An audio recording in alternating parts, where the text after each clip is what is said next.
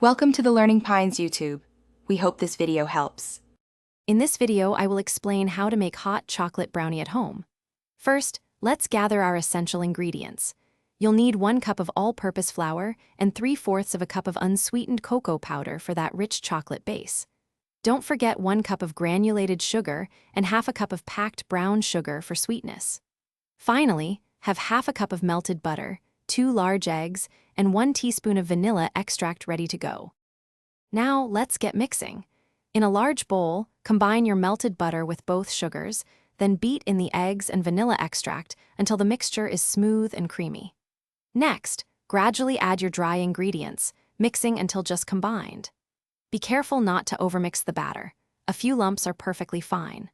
Pour the batter into a greased 9 by 13-inch baking pan and bake at 350 degrees Fahrenheit for 25 to 30 minutes. While your brownies cool, let's prepare the delicious hot chocolate topping. In a small saucepan, gently heat half a cup of heavy cream and 1/4 of a cup of milk until it just begins to simmer. Remove it from the heat and whisk in 1 cup of chocolate chips until they are completely melted and the mixture is wonderfully smooth. Finish by stirring in 1/4 of a teaspoon of vanilla extract to enhance the flavor. Once your brownies are completely cooled, it's time for the grand finale. Pour the warm hot chocolate topping evenly over the entire surface, spreading it gently to the edges. For an extra touch, garnish with a handful of mini marshmallows or a light dusting of cocoa powder.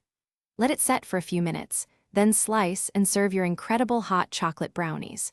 Don't forget to check the description for a link to the Owala water bottle and other great deals. Thanks for watching. Consider subscribing if we helped you.